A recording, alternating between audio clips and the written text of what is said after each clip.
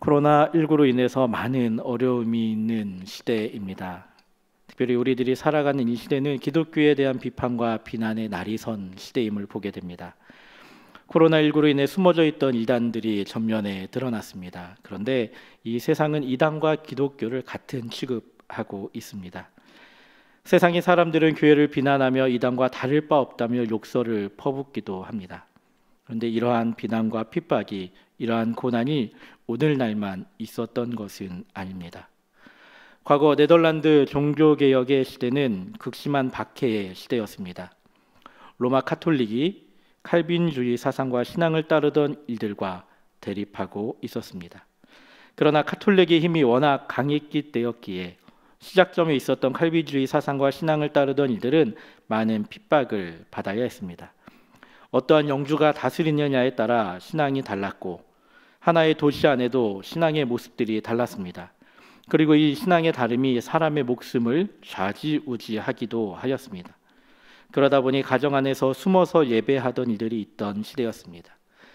이 시기에 대해서 제2차 네덜란드 종교개혁의 아버지라 불리우는 장타팽은 이렇게 말합니다. 당시 이 어려움을 겪고 있던 성도들을 권면하기 위해 쓴 책 너를 내 손바닥에 새겼고에 당시의 상황을 이렇게 기록합니다. 세상에 있는 그리스도의 교회를 전투하는 교회라 부르고, 산고하는 여인, 바다에서 폭풍을 만난 배, 날카로운 쟁기가 갈아엎은 들판에 비유하는데 그만한 이유가 있다. 숱한 공경과 끊임없는 대규모 공세를 받으며 자유사상가, 불경한 사람들, 온갖 이단들에 시달리는 교회의 현재 상태는 이러한 비유들이 사실임을 보여주는 생생한 거울이자 확증의 표시이며 주목할 만한 본보기이다. 장타평이 표현하고 있는 당시의 상황은 고난과 아픔의 상황이었습니다. 그리고 도저히 극복할 수 없는 것 같은 상황임을 표현하고 있습니다. 그런데 이런 아픔의 시대가 당시에만 있었던 것은 아닙니다. 베드로가 베드로전서를 쓸 당시에도 심각한 박해가 이제 시작되고 있었습니다. 당시 로마 제국의 황제였던 네로는 로마의 대화제를 그리스도인의 송행으로 몰아 대박해를 감행하였습니다. 로마에 사는 그리스도인들은 급심한 박해 속에서 살아가야 했습니다. 그리고 이 박해를 목격한 베드로는 이제 이 박해가 로마 제국 전역으로 퍼져나갈 것임을 직감하였고 이 서신을 기록하고 있습니다. 베드로의 서신을 받았던 이들은 소아시아 일대에서 살고 있었던 성도들이었습니다. 이방인으로 그리스도인으로 살아가기 위해서 말로만은 쉬워 보이지만 실제로 그들에게는 그리스도인으로 살아가는 것만큼 어려운 일은 없었을 것입니다. 그런데 이방인으로서 그리스도인으로 살아가기 위해 애쓰고 있었던 이들에게 베드로는 편지하고 있는 것입니다.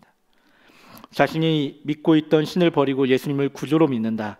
그들의 식생활을 바꾸고 삶의 패턴을 바꾸고 정말로 그리스도인으로서 살아가기 위해 노력하고 있는 이들에게, 그들의 살아가는 환경도 그들의 믿음을 힘들게 했고 그들의 삶의 여태까지의 방식도 그들에게는 바뀌는데 너무나 어려움이 있는 상황 가운데, 또한 유대 사회 속에서도 이방 사회 속에서도 인정받지 못하는 이들에게, 드러내놓고 그리스도임을 밝히기 어려운 상황 속에 사는 그들에게, 경제적으로 사회적으로 불이익을 감수할 수밖에 없었던 그들에게 베드로는 편지하고 있습니다.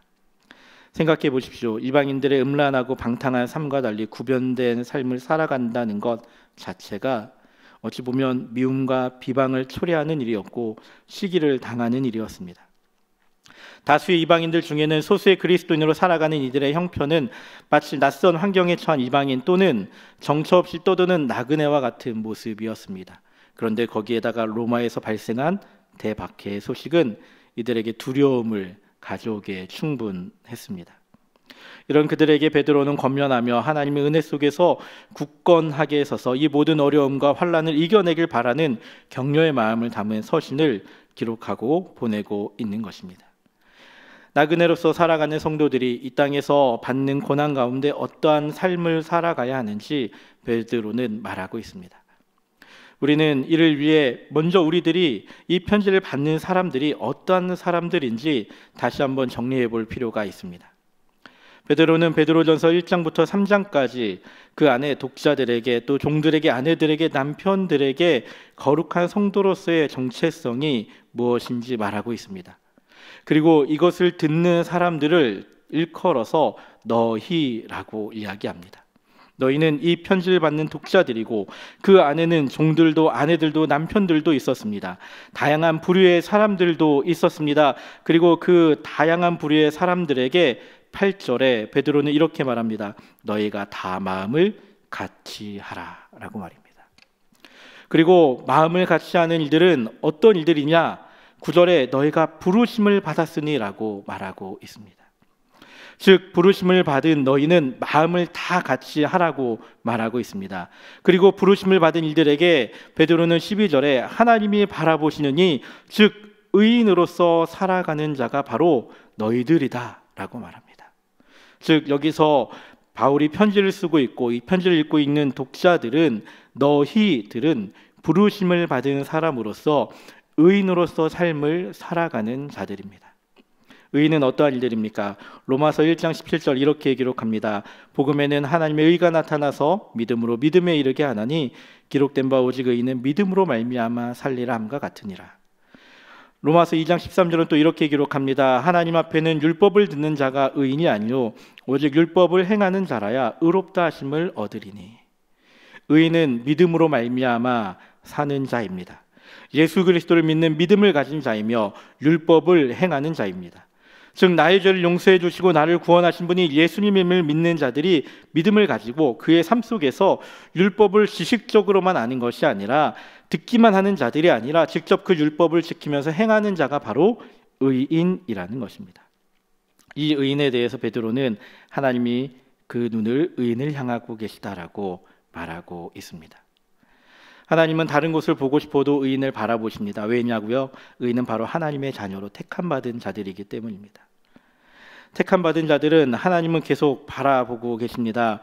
우리들이 자녀들을 양육할 때 우리들의 눈은 자연스럽게 우리 아이들을 향하게 되고 우리 아이들을 향해서 계속해서 눈이 가고 무슨 일을 하는지 계속 보게 되는 것과 같이 하나님은 자녀된 우리들을 향해서 끊임없이 우리를 바라보고 계십니다. 또한 우리의 간구에 귀를 기울이십니다. 무엇을 구할지 모든 것을 아시는 하나님이십니다. 하지만 우리들이 무엇을 말할지 귀를 기울이고 듣고 계십니다. 그렇습니다. 의인은 하나님을 바라보고 있으며 하나님이 귀를 기울이는 분입니다. 이러한 의인은 예수님을 믿는 믿음 가운데 살아가는 이이고 이들은 부르심을 받은 너희들입니다. 그리고 이 너희들이 이 편지를 읽고 있는 소아시아의 성도들임을 기억해야 합니다. 베드로는 고난 속에 있지만 의인으로 우리들에게 다음과 같이 살라고 또 이 편지를 읽고 있는 너희들에게 이렇게 살아가라고 권면하고 있습니다. 먼저 긍휼함을 가지고 살아가라고 말합니다. 부르심을 받은 이로써 의인은 긍휼함을 가지고 살아가야 합니다. 이 긍휼함은 동정심, 형제 사랑, 불쌍히 여김, 겸손, 악을 악으로 갚지 않고 복을 잇는 이의 모습입니다. 이 모습을 가지기 위해 전제되는 것이 있습니다. 그것은 먼저 하나님이 보고 계심을 잊지 말아야 합니다. 하나님이 언제나 나와 함께 하시며 나를 보고 계심을 우리는 기억해야 합니다. 아무도 보지 않을 때 그때에도 하나님은 나를 보고 계십니다. 우리들의 긍휼함은 그냥 단순히 남이 볼 때 그 긍휼함을 베푸는 것이 아니라 우리들의 매 순간의 삶에서 그 긍휼함이 나타나야 합니다. 왜입니까? 우리들은 연약하기에 긍휼함을 가질 때, 남이 보지 않을 때, 남이 혹은 내가 너무나 힘들 때에는 그 긍휼함의 마음을 가지지 않을 수도 있습니다. 그런데 이럴 때 사람들은 내가 힘드니까 남이 볼 때에만 긍휼함을 가지자라고 말할 수도 있습니다. 하지만 중요한 것은 남이 볼 때, 내가 힘들 때 긍휼함을 가지는 것이 아닙니다. 우리들은 항상 바라보시는 하나님이 우리들에게 긍휼함을 가지라고 말씀하시며 우리를 바라보고 계십니다. 그리고 그 긍휼을 베풀고 계십니다. 그리고 그 긍휼함을 그저 말로만 이야기하는 것이 아니라 우리들이 하나님께 받은 그 긍휼함을 남들에게 언제나 어느 때나 베풀어야 한다는 것입니다. 우리들의 삶에 그 긍휼함이 나타나야 합니다. 이 긍휼함을 통해서 우리들이 잊지 말아야 하는 것이 있다면 나를 세우지 말아야 한다는 것입니다. 분명 하나님께서 나를 바라보고 계심을 잊지 않고 그 긍휼함을 베풀고 있을 때 우리들은 어느 순간 내가 그 긍휼함을 베풀고 있다라고 오해할 수 있습니다. 착각할 수 있습니다. 하지만 내가 아닙니다. 내가 하는 것이 아니라 하나님이 그 긍휼함을 나를 통해 베풀어 주고 계심을 우리는 기억해야 합니다. 내가 앞으로 나아가는 것이 아니라 하나님이 하시는 것이고 하나님이 행하시는 것임을 우리는 기억해야 합니다. 세 번째로, 긍휼함을 가지고 살아감에 있어 우리들은 항상 주변을 돌아보아야 합니다. 옆을 바라보며 그들에게 베풀 수 있어야 합니다. 내가 긍휼함을 베풀고 있습니다 라고 말하면서 내 옆을 돌아보지 않으면 그 누구에게 긍휼함을 베풀고 있다라는 것입니까? 이웃을 돌아보아야 합니다. 내 옆에 어떠한 일들이 있습니까? 오늘날 코로나19로 인해서 이웃과의 관계는 더 많이 소원해져 가고 있지는 않습니까? 이럴 때 우리들은 긍휼의 마음을 가지고 내 옆을 한 번 더 돌아보아야 합니다. 우리의 이웃들 가운데는 앞으로 믿음을 가져야 할 이들도 있습니다. 또 믿음을 가져야 하는 이들에게는 믿음의 본을 보이는 자로서 우리들의 모습이 비춰져야 합니다. 또한 내 옆에는 이미 의인으로 살아가는 이들도 있을 수 있습니다. 그 모습을 보면서 나 또한 내가 어떻게 의인으로서 살아가야 하는지, 내가 하나님의 긍휼을 어떻게 베풀어야 할지 바라보면서 배워가야 합니다.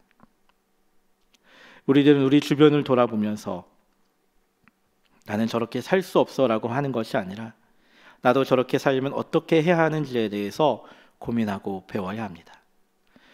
네 번째로, 긍휼함을 가진 이는 용서할 수 있는 사람이 되어야 합니다. 나의 이익을 추구하기 이전에 하나님이 바라시는 것을 추구하는 사람이 되어야 합니다. 하나님이 바라시는 것은 용서의 마음을 가지는 것입니다. 옆에 있는 이들을 바라보며 시기하고 질투하고 그들을 바라보며 악을 행하는 것이 아니라 그들을 바라보며 용서하는 마음을 가지라는 것입니다. 오늘 우리가 읽은 말씀에서 9절에 악을 악으로 욕을 욕으로 갚지 말라 합니다. 오히려 복을 빌라고 합니다. 그것이 바로 긍휼함을 가진 이의 모습입니다. 그리고 그 모습이 용서의 모습입니다. 사람의 모습에는 한계가 있습니다. 하지만 하나님은 우리들을 용서하십니다.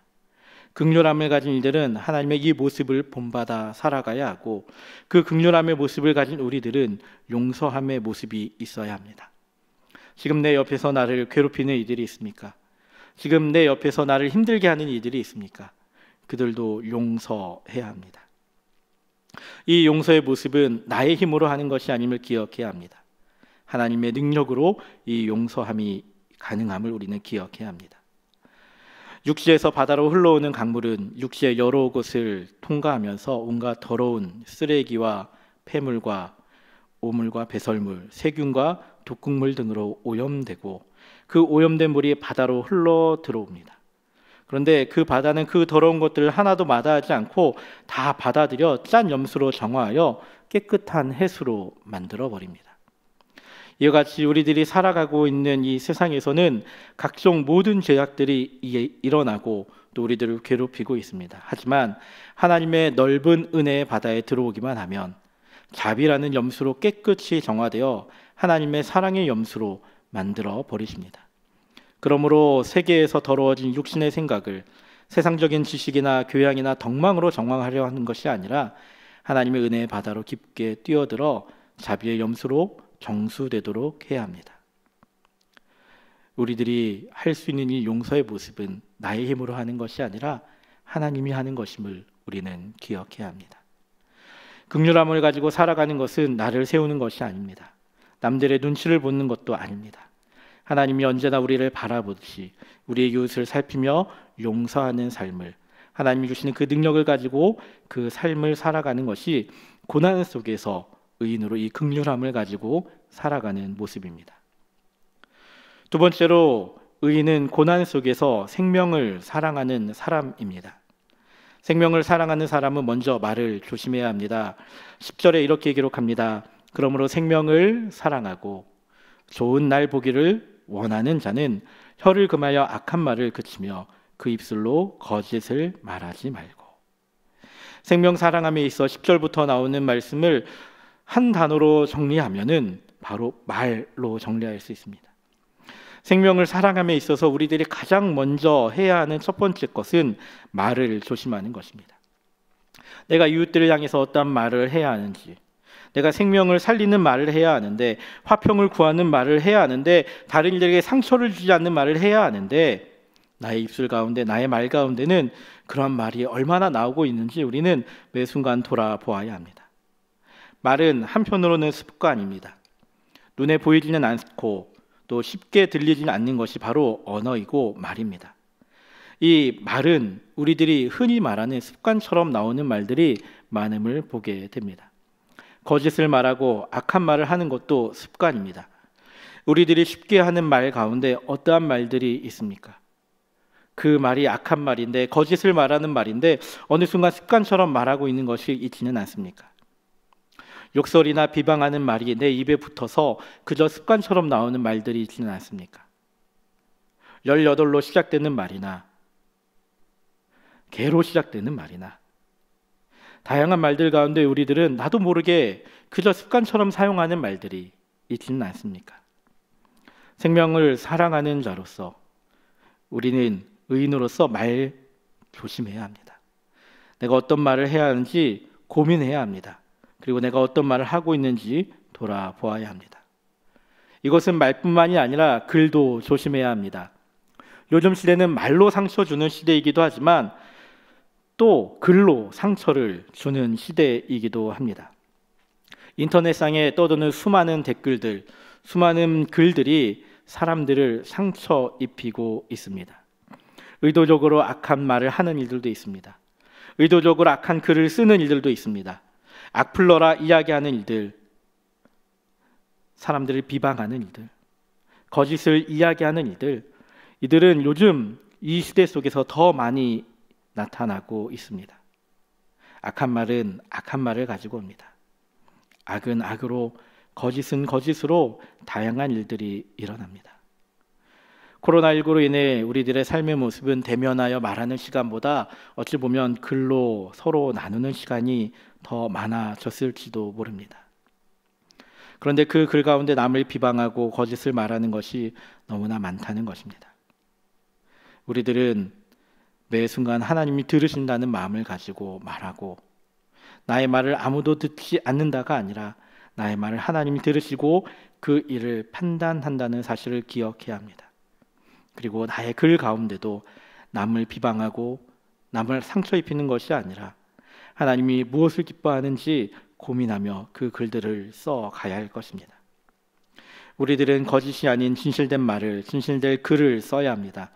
요즘은 거짓이 판치는 시대입니다. 인터넷 속에도 가짜 뉴스들이 너무나 많아서 그것을 걸러내기 어려운 시기입니다. 거짓된 말로 사람들을 미혹하는 이단들이 판치고 있습니다. 거짓된 말로 자신의 모습을 속이는 일들이 많이 있습니다.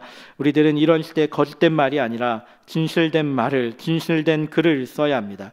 거짓된 말과 악한 말은 우리들에게 상처를 주지만, 우리의 눈살을 찌푸리게 만들지만, 진실된 말과 진실된 글은 우리들에게 화평을 선포하게 합니다.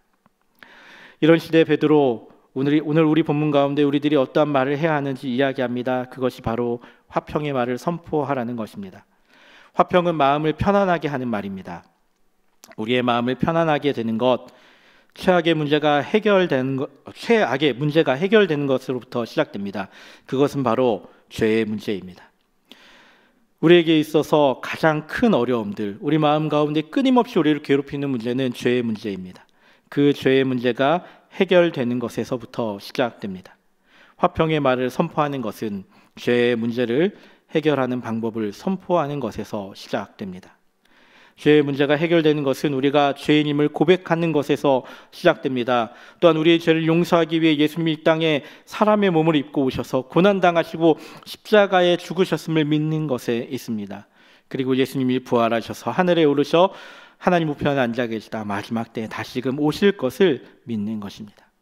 죄의 문제를 선포하는 것, 구원을 선포하는 것, 그것이 의인으로서 우리들이 행해야 하는 화평의 말이고 화평의 글입니다. 또한 화평의 말은 옆에 있는 일들을 격려하는 말입니다. 옆에 있는 일들에게 힘을 내라고 하는 말도 화평의 말이 됩니다. 그들 가운데 두려움이 있고 그들 가운데 어려움이 있을 때 그들에게 힘을 주는 말이 바로 화평의 말입니다. 우리는 화평의 말을 하고 있는지 아니면 남을 어렵게 하는 말을 하고 있는지 매 순간 돌아보며 말해야 할 것입니다. 이제 오늘 말씀을 정리하고자 합니다. 고난 속에서 살아가는 자, 우리들은 고난 속에서 의인으로서의 삶을 살아가야 합니다. 긍휼함을 가진 이로써 하나님이 보고 계심을 잊지 않고 나를 내세우지 않고 옆을 돌아보며 용서할 수 있는 사람이 되어야 합니다. 또한 우리들은 의인으로 생명을 사랑하는 사람으로 특별히 말을 조심하는 자, 글을 조심하는 자가 되어야 합니다. 하나님이 들으신다는 마음으로 말하며 거짓이 아닌 진실된 말로 화평의 말, 구원의 말을 선포해야 합니다. 고난 속에서 의인으로 긍휼함을 가지고 살아가며 화평의 말을 선포하는 성도들이 되기를 예수님의 이름으로 축복합니다.